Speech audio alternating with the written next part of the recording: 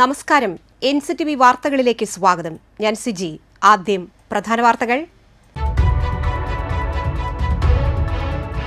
പാലിയേക്കരയിലെ തകർന്ന റോഡിൽ ടോൾ പിരിക്കുന്നതിൽ ദേശീയപാത അതോറിറ്റി വിമർശിച്ച് ഹൈക്കോടതി. ദേശീയപാത അതോറിറ്റി ഒരു മാസം മുൻപ് നൽകിയ വാക്ക് പാലിച്ചില്ലെന്ന് വിമർശനം.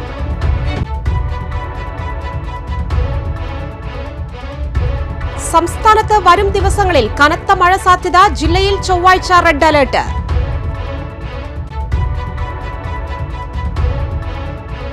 ഛത്തീസ്ഗഡിലെ കന്യാസ്ത്രീകളുടെ അറസ്റ്റിൽ പ്രതിഷേധിച്ച് LDFന്റെ നേതൃത്വത്തിൽ പുതുക്കാട് സെന്ററിൽ പ്രകടനവും പ്രതിഷേധ സദസ്സും സംഘടിപ്പിച്ചു.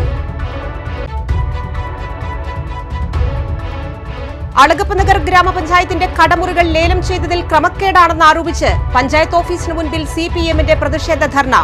ഉപരോധത്തെ തുടർന്ന് പഞ്ചായത്തിന്റെ പ്രവർത്തനം തടസ്സപ്പെടുത്തിയെന്നാരോപിച്ച് പോലീസിലും തിരഞ്ഞെടുപ്പ് കമ്മീഷനിലും പരാതി.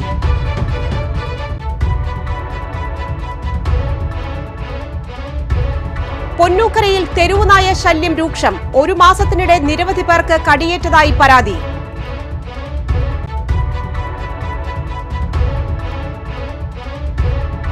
പുതുക്കാട് പഞ്ചായത്തിന്റെ ബാലസൗഹൃദ ബജറ്റ് 2025-26 പ്രകാശനം ചെയ്തു.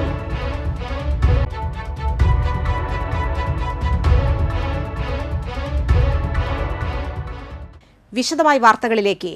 പാലിയേക്കരയിലെ തകർന്ന റോഡിൽ ടോൾ പിരിക്കുന്നതിൽ ദേശീയപാത അതോറിറ്റിയെ വിമർശിച്ച് ഹൈക്കോടതി. ദേശീയപാത അതോറിറ്റി ഒരു മാസം മുൻപ് നൽകിയ വാക്ക് പാലിച്ചില്ലെന്ന് കോടതി വിമർശിച്ചു. ഗതാഗതക്കുരുക്കിനെ എന്ന് പരിഹരിക്കാനാകുമെന്ന് ഹൈക്കോടതി ചോദിച്ചു. 3 ആഴ്ചയ്ക്കുള്ളിൽ പരിഹാരമുണ്ടാവുമെന്ന് national highway authority of India കോടതിയെ അറിയിച്ചു. സർവീസ് റോഡ് സൗകര്യം നൽകിയിരുന്നുവെന്നും സർവീസ് റോഡ് തകർന്നതാണ് ഇപ്പോഴത്തെ ഗതാഗതക്കുരുക്കിന് കാരണമെന്നും നാഷണൽ ഹൈവേ അതോറിറ്റി വ്യക്തമാക്കി. ഇപ്പോഴും ടോൾ പിരിക്കുന്നു എന്നതാണ് പ്രശ്നമെന്നും പൗരന്മാരാണ് ബാധ്യത ഏൽക്കേണ്ടി വരുന്നതെന്ന് കോടതിയും ചൂണ്ടിക്കാട്ടി. റോഡ് മോശമാണെങ്കിൽ ടോൾ പിരിക്കുന്നത് ശരിയാണോ എന്ന് ഹൈക്കോടതി നേരത്തെയും ചോദിച്ചിരുന്നു. ഹർജി ബുധനാഴ്ച വീണ്ടും പരിഗണിക്കും. സംസ്ഥാനത്ത് വരും ദിവസങ്ങളിൽ കനത്ത മഴയ്ക്ക് സാധ്യത. ചൊവ്വാഴ്ച അതിതീവ്ര മഴ സാധ്യതയാണ് കാലാവസ്ഥാ നിരീക്ഷണ കേന്ദ്രം പ്രവചിക്കുന്നത്. തൃശൂർ ഉൾപ്പെടെയുള്ള 3 ജില്ലകളിൽ ചൊവ്വാഴ്ച റെഡ് അലർട്ട് പ്രഖ്യാപിച്ചു. ഇടുക്കി, എറണാകുളം ജില്ലകളിലും റെഡ് അലർട്ടാണ്. കേരള തീരത്ത് മത്സ്യബന്ധനത്തിന് വിലക്കുണ്ട്. 60 കിലോമീറ്റർ വരെ വേഗതയിൽ കാറ്റ് വീശിയേക്കും. ബംഗാൾ ഉൾക്കടലിന് മുകളിൽ തമിഴ്നാട് തീരത്തിനു സമീപം ഉയർന്ന ലെവലിൽ ചക്രവാത ചുഴി നിലനിൽക്കുന്നുണ്ട്. കേരളത്തിന്റെ അന്തരീക്ഷത്തിൽ പടിഞ്ഞാറൻ, വടക്കുപടിഞ്ഞാറൻ കാറ്റും ശക്തമാണ്. ഛത്തീസ്ഗഡിൽ BJP സർക്കാരും സംഘപരിവാർ സംഘടനകളും ന്യൂനപക്ഷ വേട്ട നടത്തുകയാണെന്നും കന്യാസ്ത്രീകൾക്കെതിരെ എടുത്തത് കള്ളക്കേസാണെന്നും ആരോപിച്ച് LDF പുതുക്കാട് നിയോജക മണ്ഡലം കമ്മിറ്റിയുടെ നേതൃത്വത്തിൽ പ്രകടനവും പ്രതിഷേധ സദസ്സും സംഘടിപ്പിച്ചു. പ്രതിഷേധ സദസ്സ് CPM ജില്ലാ സെക്രട്ടേറിയറ്റ് അംഗം KK രാമചന്ദ്രൻ MLA ഉദ്ഘാടനം ചെയ്തു. CPI സംസ്ഥാന കൗൺസിൽ അംഗം VS പ്രിൻസ്, LDF മണ്ഡലം convener TA Ramakrishnan, PK Sivaraman, CU Priyan, Raghavan Mulangadan, NN Divakaran, PK Sekharan, Saritha Rajesh, KJ Dixon, Sheela George എന്നിവർ പ്രസംഗിച്ചു.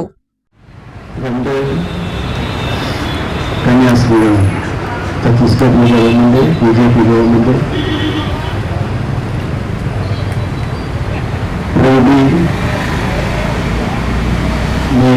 മേരി ഫ്രാൻസിസ് പണ്ട് കന്യാസ്ത്രീമാരെ മതപരിവർത്തനത്തിന്റെ പേരിൽ, മനുഷ്യക്കടത്തിന്റെ പേരിൽ കുറ്റമാരോപിച്ച് ജയിലിലടക്കുകയുണ്ടായി 9 ദിവസം. ഇതിനെതിരായി രാജ്യത്ത് 25-ാം തീയതി ഛത്തീസ്ഗഡ് സംസ്ഥാനത്ത്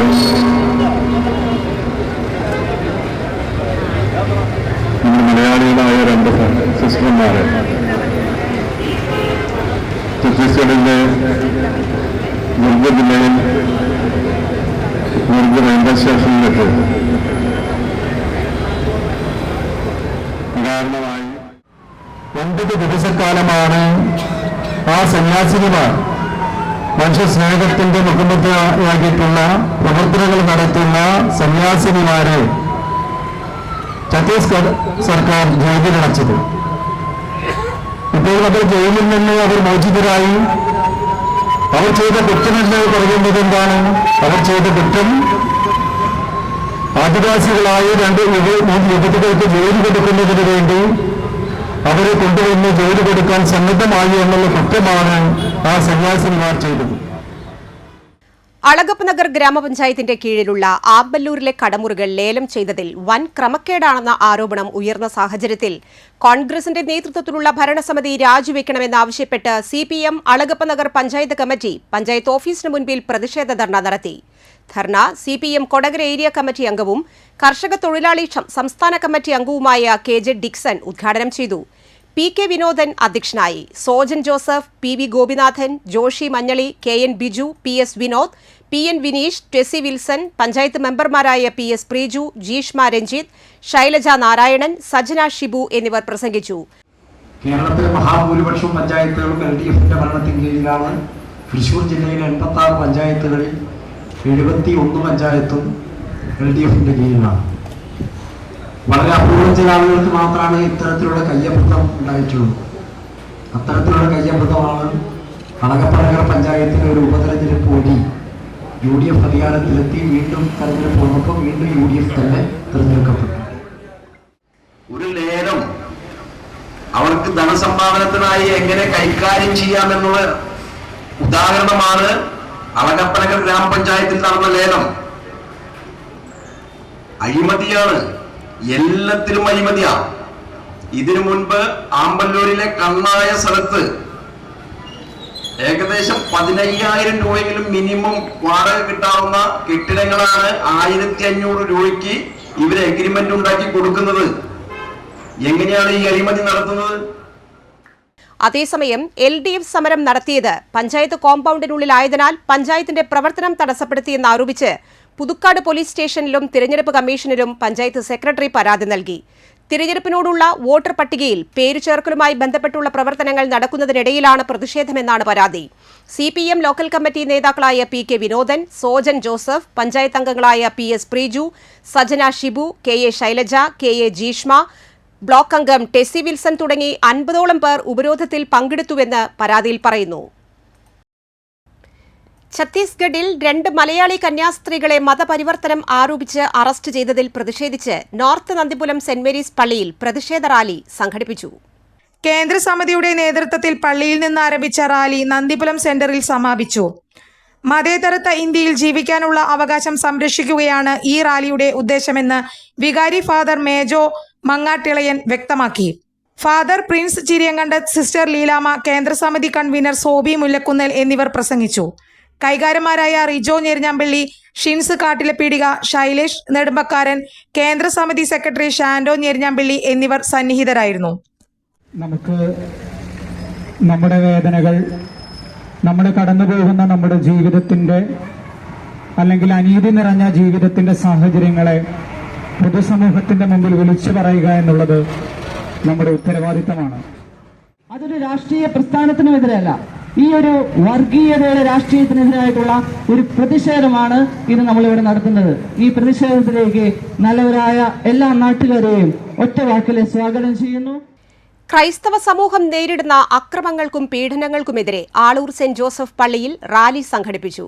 സെന്റ് ജോസഫ് പള്ളിയിൽ നിന്ന് ആരംഭിച്ച പ്രതിഷേധ റാലി ആളൂർ സെന്ററിലെത്തി തിരികെ പള്ളിയിൽ സമാപിച്ചു. തുടർന്ന് നടന്ന പൊതുയോഗത്തിൽ ഇടവക വികാരി ഫാദർ ജോയ് കടമ്പാട്ട്, അസിസ്റ്റന്റ് വികാരി father Vipin Veran Pilavu, sister Maria Antony, Sunny Kannankunni, Davis Arikkattu, KS Babu, Ashish Perappadan തുടങ്ങിയവർ പ്രസംഗിച്ചു.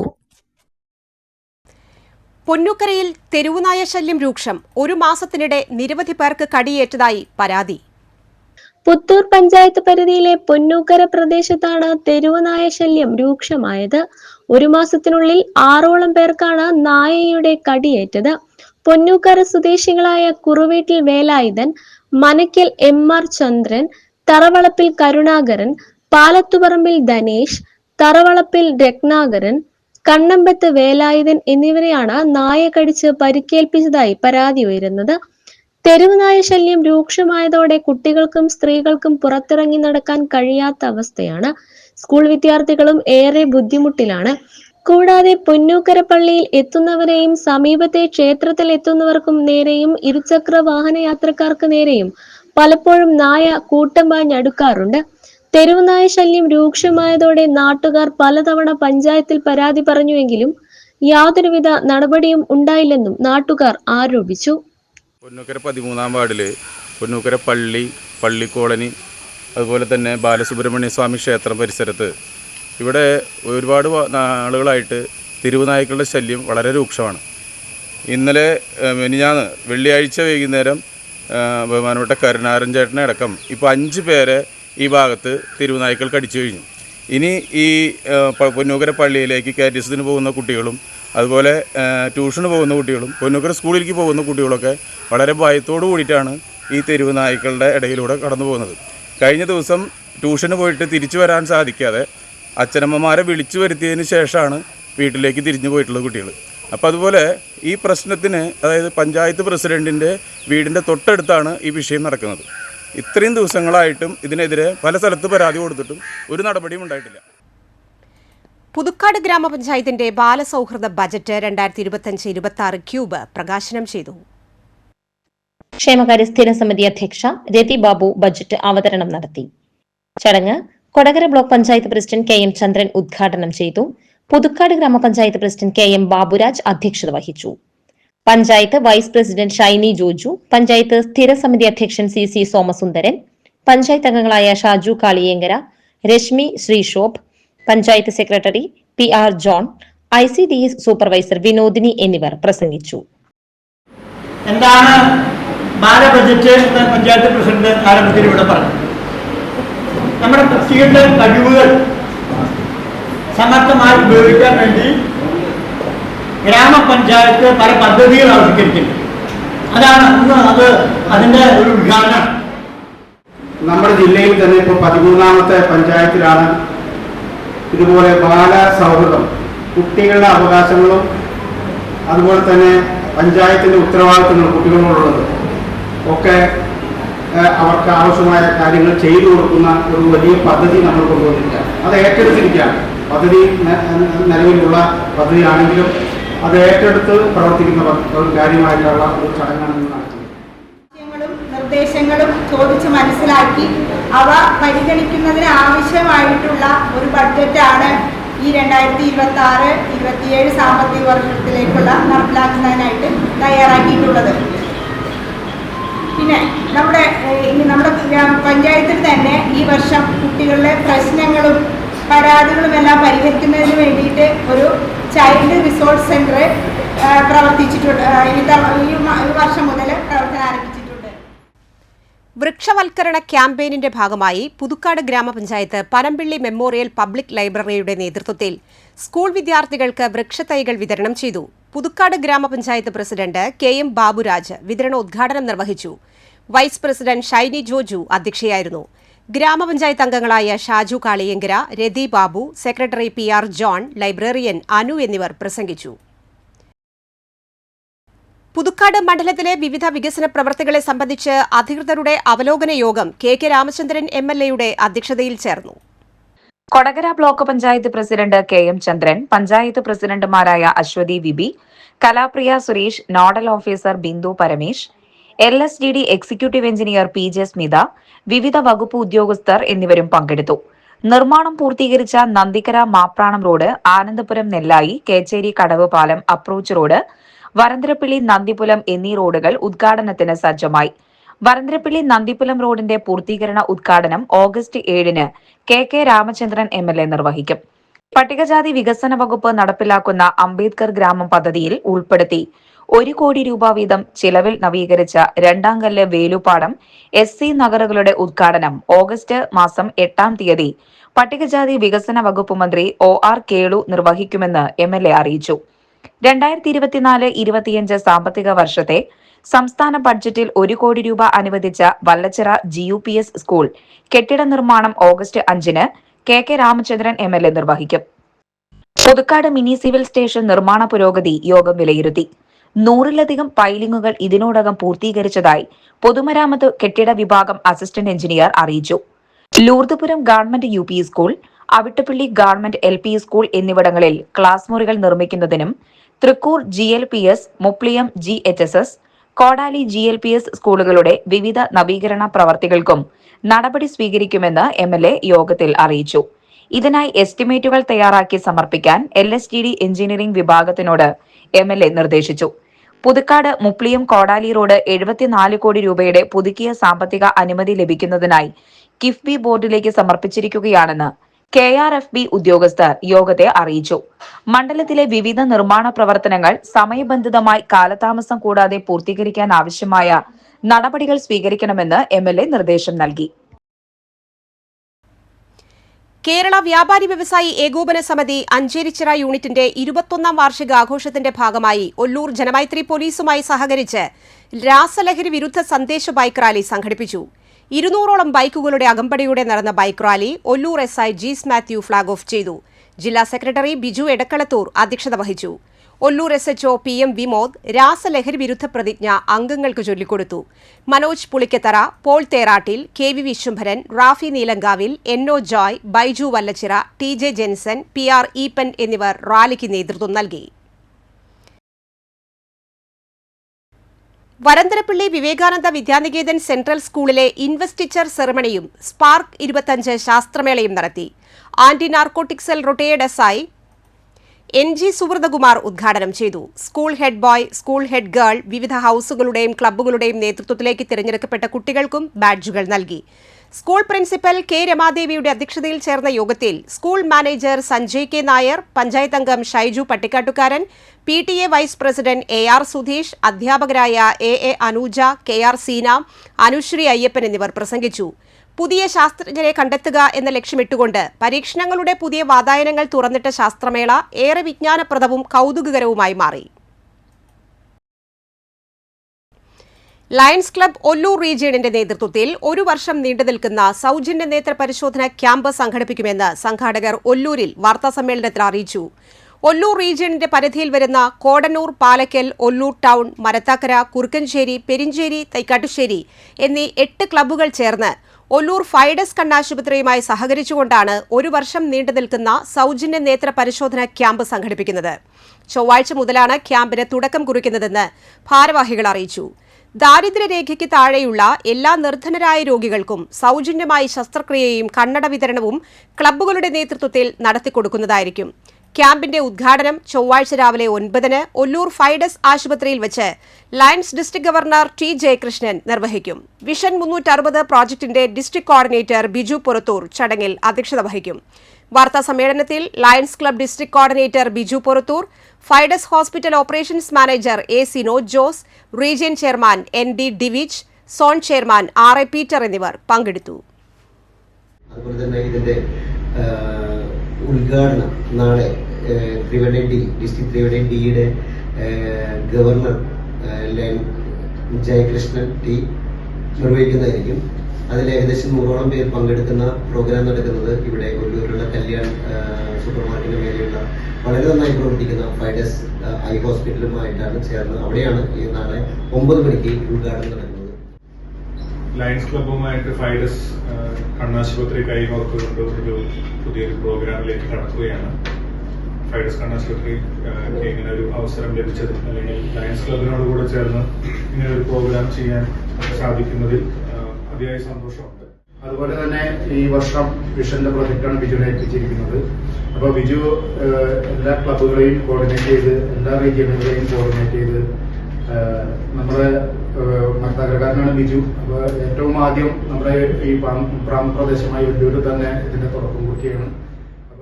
ഉള്ള ഏരിയകളിൽ നിന്ന് നമുക്ക് കൂടുതൽ കണ്ണിന്റെ കാഴ്ചശക്തിയെ പറ്റി അവർക്ക് ബോധവൽക്കരണം നടത്തേണ്ടതുണ്ട്. അതുകൊണ്ട് അവരെല്ലാവരെയും നമ്മൾ നല്ല രീതിയിൽ ബോധവൽക്കരണം ചെയ്യുകയും അതിനോടൊപ്പം തന്നെ എല്ലാവർക്കും ഈ പറഞ്ഞതുപോലെ തന്നെ ഫ്രീ സ്ക്രീനിങ്ങും കൊരേച്ചാൽ ശ്രീ ദുർഗ സ്വയംഭൂ കിരാതപാർവതി ക്ഷേത്രത്തിൽ അഷ്ടദ്രവ്യ മഹാഗണപതി ഹോമവും ആനയൂട്ടും നടത്തി. ക്ഷേത്ര ചടങ്ങുകൾക്ക് ക്ഷേത്രം തന്ത്രി അഴകത്ത് മനയ്ക്കൽ വിഷ്ണു നമ്പൂതിരി, ക്ഷേത്രം മേൽശാന്തി ചെങ്ങഴിശ്ശേരി ഇല്ലം പുരുഷോത്തമൻ നമ്പൂതിരി എന്നിവർ മുഖ്യ കാർമ്മികത്വം വഹിച്ചു. അന്നദാനവും ഭഗവത് സേവയും ചുറ്റുവിളക്കും നിറമാലയും ഉണ്ടായിരുന്നു. Trust committee president Kochunnikartha, secretary Suresh Kaduppasserikkaran, treasurer Shanoj Vettiyattil, vice president Sudheesh, joint secretary Babu Kavungappilly, Bhagini Mandal president Sarasa Suresh, secretary Sheelarajan, treasurer Thachappilly, vice president Sathidevi Sathyan, joint secretary Ramanidasan എന്നിവർ നേതൃത്വം നൽകി. കർക്കിടക മാസാചരണത്തിന്റെ ഭാഗമായി പുതുക്കാട് കിഴക്കുമുറി കുടുംബക്ഷേത്രത്തിൽ ഗണപതി ഹോമവും പ്രത്യേക പൂജയും നടത്തി. ഇതോടനുബന്ധിച്ച് വിവിധ പരീക്ഷകളിൽ ഉന്നത വിജയം നേടിയ വിദ്യാർത്ഥികളെ അനുമോദിച്ചു. ക്ഷേത്രം ഭാരവാഹികളായ AK രാമകൃഷ്ണൻ, KB ഗോപി, മുകുന്ദൻ, രവി എന്നിവർ നേതൃത്വം നൽകി. പറപ്പൂക്കര ശ്രീ സുബ്രഹ്മണ്യ സ്വാമി ക്ഷേത്രത്തിലെ അഷ്ടദ്രവ്യ മഹാഗണപതി ഹോമം ഞായറാഴ്ച രാവിലെ 5:30 മുതൽ ആരംഭിക്കും. രാവിലെ 7:15 മുതൽ അഴകത്തുമന ഹരീഷ് നമ്പൂതിരിയുടെ നേതൃത്വത്തിൽ സർവൈശ്വര്യ പൂജ, രാവിലെ 8:30 മുതൽ സ്വാമി ബ്രഹ്മസ്വരൂപാനന്ദയുടെ ഭക്തിപ്രഭാഷണം എന്നിവ ഉണ്ടായിരിക്കും. രാവിലെ 10 നടക്കുന്ന വിദ്യാഭ്യാസ അവാർഡ് ദാന സമ്മേളനം സിവിൽ സർവീസ് റാങ്ക് ജേതാവ് ഗംഗാ ഗോപി ഉദ്ഘാടനം ചെയ്യും. രാവിലെ 11 പ്രസാദ ഊട്ടും നടക്കും. സംസ്ഥാനത്തിന്റെ വിവിധ ഭാഗങ്ങളിൽ നിന്നുള്ള 17 വനിതാ ഫോട്ടോഗ്രാഫർമാർ പകർത്തിയ ചിത്രങ്ങൾ ഉൾപ്പെടുത്തിക്കൊണ്ടുള്ള സംഗമം ഫോട്ടോ പ്രദർശനത്തിന് ചുങ്കാൽ ഫോട്ടോ മ്യൂസ് ആർട്ട് ഗാലറിയിൽ തുടക്കമായി.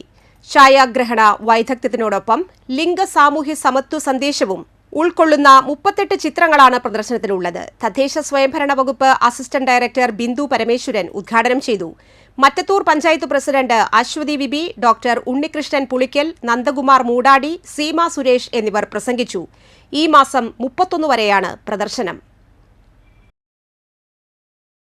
വട്ടനാത്ര NSS കരയോഗത്തിന്റെ 31ാമത് വാർഷിക പൊതുയോഗവും തിരഞ്ഞെടുപ്പും കുട്ടികൾക്കുള്ള അനുമോദന പരിപാടിയും സംഘടിപ്പിച്ചു. പ്രതിനിധി സഭാംഗം ബാലകൃഷ്ണൻ ഉദ്ഘാടനം നിർവഹിച്ചു. ചടങ്ങിൽ കരയോഗം പ്രസിഡന്റ് P രാമകൃഷ്ണൻ അധ്യക്ഷത വഹിച്ചു. പഠനേതര പ്രവർത്തനങ്ങളിൽ മികവ് പുലർത്തിയ കുട്ടികൾക്ക് സമ്മാനദാനം നടത്തി. ചടങ്ങിൽ പുതിയ കമ്മിറ്റിയും ചുമതലയേറ്റു. നന്ദൻ പറമ്പത്ത്, Krishnakumar, K Sadasivan, Rajan CB, K Parameswaran, Rajalakshmi, Anil എന്നിവർ പ്രസംഗിച്ചു. എക്സൈസ് വിമുക്തി ടീമും സ്പിരിച്വൽ ആൻഡ് സ്പോർട്സ് ആനന്ദമാർഗം ടീമും തമ്മിൽ ലഹരിക്കെതിരെ ജീവിതലഹരി എന്ന സന്ദേശ പ്രചരണാർത്ഥം ഫുട്ബോൾ മത്സരം സംഘടിപ്പിച്ചു. തൃശൂരിൽ നടന്ന മത്സരത്തിൽ എക്സൈസ് വിമുക്തി ടീം 2-4 ഗോളുകൾക്ക് വിജയിച്ചു. മത്സരത്തിനുശേഷം നിർധനരായ കുട്ടികൾക്കുള്ള വിദ്യാഭ്യാസ സഹായ വിതരണവും ക്ലബ്ബുകൾക്ക് ഫുട്ബോൾ വിതരണവും നടത്തി. ദീർഘകാലമായി കേരള എക്സൈസ് ടീമിന്റെ ക്യാപ്റ്റനായിരുന്ന അബ്ദുൾ ജബ്ബാറിനെ ഇന്ത്യൻ ഫുട്ബോൾ താരം മാർട്ടിൻ മാത്യു ആദരിച്ചു. ഇനി കാണാം ഇൻഫോടോക്ക്.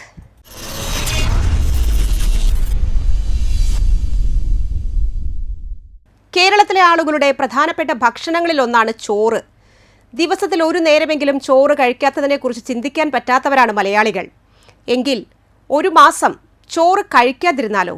ഒരു മാസം ചോറ് കഴിക്കാതിരുന്നാൽ ശരീരത്തിന് എന്ത് സംഭവിക്കുമെന്ന് നോക്കാം. ഒരു മാസത്തേക്ക് പൂർണ്ണമായും ചോറ് അല്ലെങ്കിൽ അരി ആഹാരം ഒഴിവാക്കിയാൽ നിങ്ങളുടെ ശരീരത്തിന്റെ ഭാരം കുറയുമെന്നത് ശരിയാണെന്ന് റിപ്പോർട്ടുകൾ വ്യക്തമാക്കുന്നു. എന്നിരുന്നാലും അരിയാഹാരം ഒഴിവാക്കിയാൽ രക്തത്തിലെ പഞ്ചസാരയുടെ അളവ് ആ മാസത്തേക്ക് മാത്രമാണ് കുറയുന്നത്. പിന്നീട് ചോറ് കഴിച്ചു തുടങ്ങുമ്പോൾ മുതൽ വീണ്ടും രക്തത്തിലെ പഞ്ചസാരയുടെ അളവ് അനിയന്ത്രിതമാകും. ഒരു മാസത്തേക്ക് അരി പൂർണ്ണമായി ഉപേക്ഷിക്കുന്നത് ശരീരഭാരം കുറയ്ക്കുമെങ്കിലും ചോറിന് പകരം മറ്റൊരു ധാന്യം ഡയറ്റിൽ ഉൾപ്പെടുത്താതെ കലോറിയും കാർബോഹൈഡ്രേറ്റ് എന്നിവയുടെ അളവ് പരിമിതപ്പെടുത്തുകയും ചെയ്താൽ മാത്രമേ ഇത് സാധ്യമാകുകയുള്ളൂ എന്ന് പഠനങ്ങൾ പറയുന്നു. ശരിയായ രീതിയിൽ ചെറിയ അളവിൽ ചോറ് കഴിക്കുന്നത് കൊണ്ട് ശരീരത്തിന് ഒരു ദോഷവും സംഭവിക്കില്ല. ഫൈബർ കഴിക്കുന്നത് കുറഞ്ഞാൽ അത് ദഹനത്തെയും ബാധിക്കാം. കാർബോഹൈഡ്രേറ്റ്, വൈറ്റമിൻ B, ധാതുക്കൾ എന്നിവയുടെ ഉറവിടമായതിനാൽ അരി പോഷകങ്ങൾ അടങ്ങിയ ഒരു ഭക്ഷണമാണ്. അരിയോടൊപ്പം കുറച്ച് പച്ചക്കറികളും പ്രോട്ടീനും ചേർത്ത് കഴിക്കുന്നത് ഭാരം കൂടാതിരിക്കാൻ സഹായിച്ചേക്കാം. ഊർജ്ജ ഉൽപാദനത്തിന് കാർബോഹൈഡ്രേറ്റുകൾ വളരെ അത്യാവശ്യമാണ്. അവ പൂർണ്ണമായും ഇല്ലാതാക്കുന്നത് ഒരു വ്യക്തിയെ ദുർബലനാക്കുക മാത്രമല്ല, ധാരാളം വിറ്റാമിനുകളുടെയും ധാതുക്കളുടെയും അഭാവത്തിലേക്ക് നയിക്കുകയും ചെയ്യുന്നു എന്നാണ് റിപ്പോർട്ടിൽ നിന്ന് മനസ്സിലാക്കാൻ സാധിക്കുന്നത്. ഭക്ഷണത്തിൽ നിന്ന് അരി ഒഴിവാക്കുന്നത് പല പ്രത്യാഘാതങ്ങൾക്കും കാരണമാകും. ഭക്ഷണത്തിൽ അരിയുടെ അഭാവം വൈറ്റമിൻ ബിയുടെയും ചില ധാതുക്കളുടെയും കുറവിന് കാരണമാകും. അതിനാൽ മിതമായ അളവിൽ അരി കഴിക്കുന്നത് ശരീരത്തിൽ പാർശ്വഫലങ്ങൾ ഉണ്ടാക്കില്ല. എന്നിരുന്നാലും അരി ഉപേക്ഷിച്ച് വീണ്ടും കഴിക്കുന്നത് ശരീരത്തിലെ രക്തത്തിലെ പഞ്ചസാരയുടെ അളവ് വർദ്ധിപ്പിക്കും. കാലാവസ്ഥ.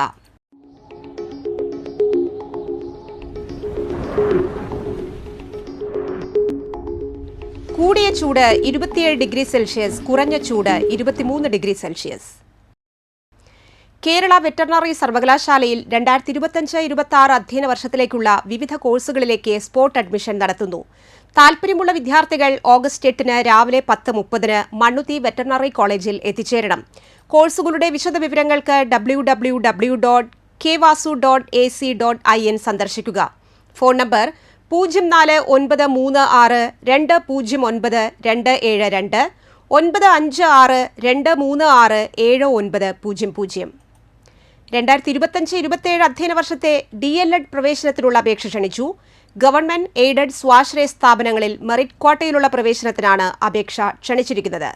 പൊതുവിദ്യാഭ്യാസ വകുപ്പിന്റെ ഔദ്യോഗിക വെബ്സൈറ്റായ www.education.kerala.gov.in എന്ന സൈറ്റിൽ വിജ്ഞാപനവും അപേക്ഷാ ഫോമും ലഭിക്കും. ജില്ലയിലെ അപേക്ഷകർ അയ്യന്തോൾ സിവിൽ സ്റ്റേഷനിലെ വിദ്യാഭ്യാസ ഉപഡയറക്ടറുടെ ഓഫീസിൽ ഓഗസ്റ്റ് 11 വൈകിട്ട് 5 മണിക്ക് മുൻപായി സമർപ്പിക്കണം. കൂടുതൽ വിവരങ്ങൾക്ക് 0482236010 എന്ന നമ്പറിൽ ബന്ധപ്പെടുക.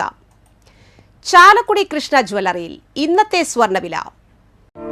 സ്വർണ്ണവില നിങ്ങൾക്കായി സമർപ്പിക്കുന്നത് അപ്പസ്വർണം ആഡംബരവുമാണ്, സമ്പാദ്യവുമാണ്. സ്വർണം കയ്യിലുണ്ട്, അതൊരു ധൈര്യവുമാണ്. Krishna jewellery golden diamonds, Chalakudy. ഹൃദയങ്ങൾ കീഴടക്കിയ വിശ്വാസം. സ്വർണം ഗ്രാമിന് 9225 രൂപ, പവന് 74,040 രൂപ. പ്രധാന വാർത്തകൾ വീണ്ടും. പാലിക്കരയിലെ തകർന്ന റോഡിൽ ടോൾ പിരിക്കുന്നതിൽ ദേശീയപാത അതോറിറ്റി വിമർശിച്ച് ഹൈക്കോടതി. ദേശീയപാത അതോറിറ്റി 1 മാസം മുൻപ് നൽകിയ വാക്ക് പാലിച്ചില്ലെന്ന് വിമർശനം.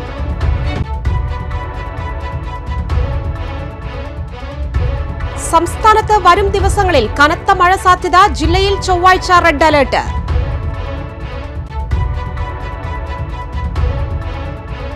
ഛത്തീസ്ഗഡിലെ കന്യാസ്ത്രീകളുടെ അറസ്റ്റിൽ പ്രതിഷേധിച്ച് LDFന്റെ നേതൃത്വത്തിൽ പുതുക്കാട് സെന്ററിൽ പ്രകടനവും പ്രതിഷേധ സദസ്സും സംഘടിപ്പിച്ചു.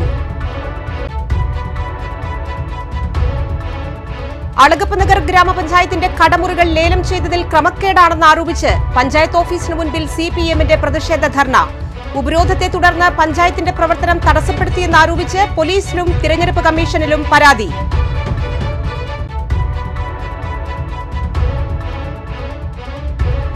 പൊന്നൂക്കരയിൽ തെരുവുനായ ശല്യം രൂക്ഷം. 1 മാസത്തിനിടെ നിരവധി പേർക്ക് കടിയേറ്റതായി പരാതി.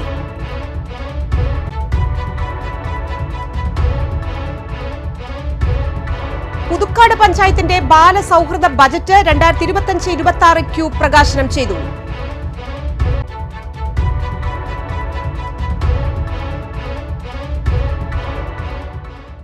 ഈ ബുള്ളറ്റിൻ പൂർണ്ണമാകുന്നു. പുതുക്കാട് മേഖലയിലെ പ്രധാന സംഭവങ്ങളുടെ വാർത്താ ക്ലിപ്പുകളും ഡെയിലി ന്യൂസും NCTV ന്യൂസ് എന്ന യൂട്യൂബ് ചാനലിൽ ലഭ്യമാണ്. ന്യൂസ് ബുള്ളറ്റിന്റെ പ്രീമിയർ സംപ്രേഷണം എല്ലാ ദിവസവും രാത്രി 10-ന്.